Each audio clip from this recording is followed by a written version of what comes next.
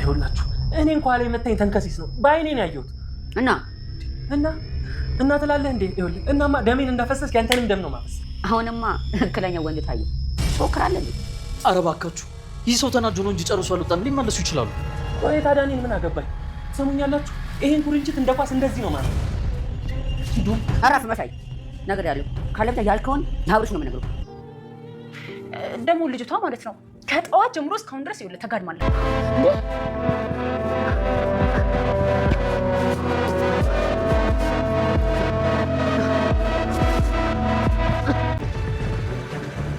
ዛሬማ የውሻ የሆነ ነገር አስቧል።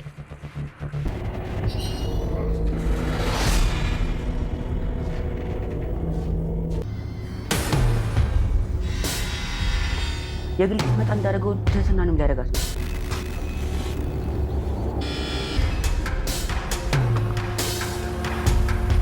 ለሴት ልጅ ክብር ያለው አብርሽ አሁንም ድረስ ከዚህ በፊት ጀምሮ ከመጀመሪያ እሷን ካገኘበት እለት ጀምሮ እስካሁኗ ሰዓት ድረስ መከራና ስቃይን አብሯት በእሷ ምክንያት የመጣውን ከወደ ዝና በኩል የሚመጣባቸውን ቅጣት በሙሉ እየተቀበለ ያለው አብርሽ አሁንም ሁሉንም ታሪኳን ካጫወተችው በኋላ ይህች ልጅ ምንም አይነት ታሪክ ፈጥራ እንዳላወራችና እነዚህ ሰዎች በእውነቱ ወደ ውጭ ሀገር እንልካታለን ብለው ከክፍለ ሀገር አምጥተው ኩላሊቷን ፈልገው መሆኑን በሚገባ አረጋግጧል። ምክንያቱም የግሌ ወደዛ ቦታ ስትሄድ የግሌ ምርመራ ስለተደረገላትና የግሌ እውነተኛ ሰዎች ባይሆኑ ኖሮ ወደዛ ቦታ እንደማትመለስ በዚህ ስራ ላይ የእውነተኛ ስራ ማለት እነዚህ ሰዎች ኩላሊት ቢያስፈልጋቸው ኖሮ ይህች ልጅ ኩላሊቷ ምናልባትም ደግሞ ተመርምራ አታልፍም አትወድቅም ነበረ። የግሌ የደም አይነት ከማንኛውም ደም አይነት ጋር የማይሄድ ስለሆነ ስለዚህ አሁን ይመልሷታል የሚል እምነት ስለነበረው ታዲያ ትህትና ያወራችው ነገር ምንም አይነት ውሸት እንደሌለበት እና የግሌ መመለሷ ስላረጋገጠለት ስለዚህ ከዚህ በኋላ ደግሞ ከስካሁንም በተለየን እና ደግሞ በማይተናነስ መልኩ ከዚህ በኋላ መሄጃ እስክታገኝ ድረስ ምናልባትም ቤተሰቦችን እስክታገኝ ድረስ ከዚህ በኋላ ከኛ ጋር ትሆኛለሽ የሚል አዲስ ህግ አውጥቷል። ታዲያ ሁላችሁንም አንድ በአንድ ድምጻችሁን እፈልጋለሁና ሀሳብ አስተያየታችሁን እፈልጋለሁ። ከዚህ በኋላ ይህቺ ልጅ ከኛ ጋር ትኖራለች ሲል ሁላቸውንም ጠይቆ ሁላቸውም የየራሳቸውን ሀሳብ ሰጥተው ትህትና አሁንም ለግሌ ሁሉንም ነገር ያሳለፈችውን መጥፎ ነገርና የግሌም ሄዳ በቦታውም ስላረጋገጠች ይህች ልጅ እውነተኛ ናት በሚል ከዚህ በኋላ ሴት ልጅ ነኝ ስለዚህ እቀበላታለሁ ከዚህ በኋላ አብሮን እንኖራለን የሚለውን ብቻ አንድ ሀሳብ አለኝ። እሱን ትቀበያለሽ? አብርሽን አይደለም ቀርቶ አብርሽ ጋር መቀራረብ ይቅርና አብርሽ ብለሽ እንድትጠሪው አልፈልግም። በዚህ ሀሳብ የምትስማሚ ከሆነ አብርሽን ከሴቶች እኔ ብቻ ነኝ አብርሽ ብዬ የምጠራው። ስለዚህ አንቺ አብርሃም ብለሽ የምትጠሪው ከሆነ ከዚህ በኋላ ችግር የለብኝም ከኛ ጋር ትኖሪያለሽ ስትል ሁላቸውም እንግዲህ አምነው ተስማምተው ዝም ብለዋት እያለ ከመካከላቸው ግን አንድ ልዩነት የሚፈጥረው ልጅ የመሳይ ባህሪ ግራ ገብቷቸዋል። መሳይ አሁንም ሌላ ነገር ያወራል። ከዚህ በፊት በጎን በኩል ከዝና ጋር እንደተነጋገረ በወቅቱ የግሌ ከዝና ጋር ስለነበረች መሳይ ያደረገውን ነገር በሚገባ ታውቃለች። ታዲያ ከዚህም ደግሞ አንድ ላይ ተቀምጠው ወደ ኪችን በመሄድ ለብቻው ኪችን ምግብ እየሰራው ነው በማለት ትህትናንም ጓደኞቹንም አሳልፎ በመስጠቱም ምንም ያልተጠቀመው ምንም አይነት ተቃርኖ ቢኖረውም ዛሬም ደግሞ አዲስ ሀሳብ አለው። ትህትና ከዚህ በኋላ ከኛ ጋር ትኖራለች አትኖርም በሚለው ተቃርኖ ሳይሆን አሁን ደግሞ ሌላ አዲስ ነገር እንዳቀደላትና አዲስ ሀሳብ እንዳለው ሁላቸውም እስኪተኙለት ቁጭ ብሎ እየተጠባበቀ ነበር። ከዚህም ይሄ ልጅ አርፎ እንደማይቀመጥና ከዚህ በፊት ስለጠቆመ ያደረገውን ነገር በሚገባ ስላወቀ ጓደኞቹ ላይ ክህደት እየፈጠረ ያለ ልጅ ስለሆነ ስለዚህ አሁንም ቢሆን እሱ ሳይተኛ አልተኛም የሚል ሀሳብ አለው።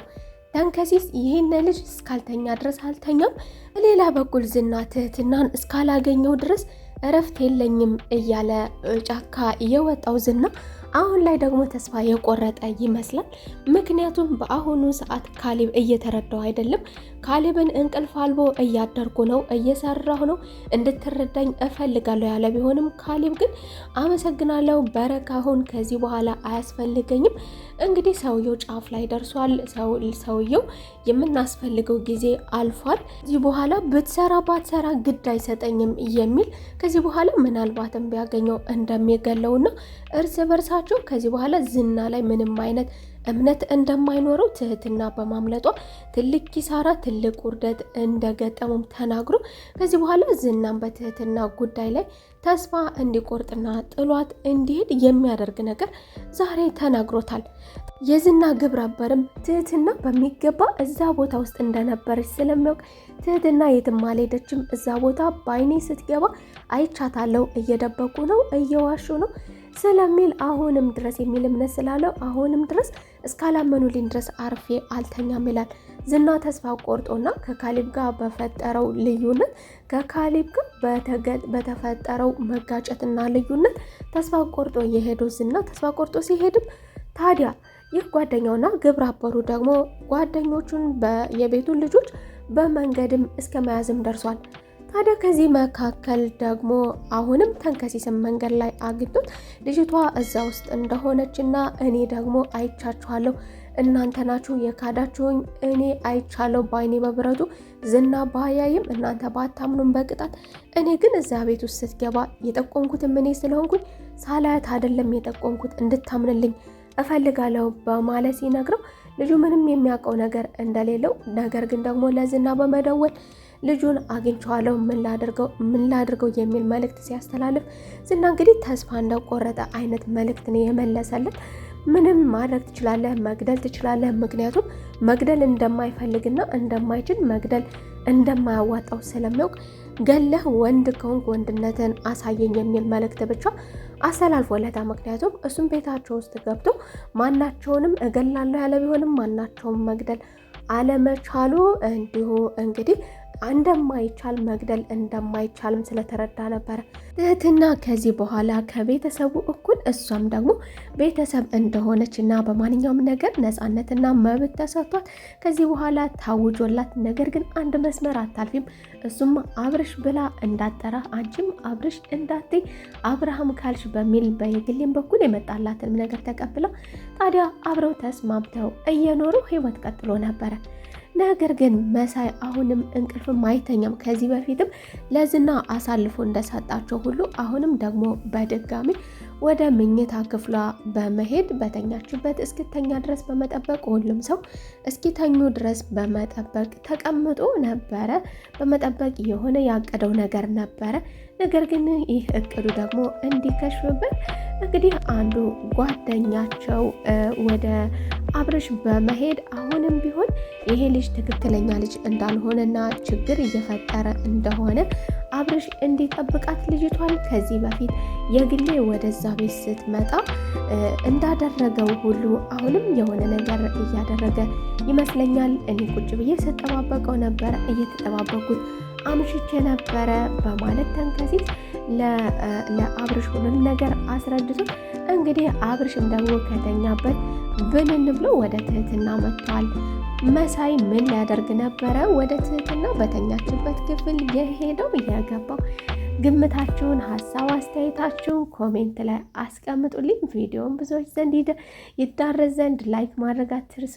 እንዲሁም ለቻናሉ አዲስ ከሆናችሁ የደወል ምልክቷን በመጫን ቤተሰብ ይሁኑ እያልኩኝ በቀጣይ ክፍል ተመልሰን እስከምንገናኝ መልካም ቆይታ። እወዳችኋለሁ።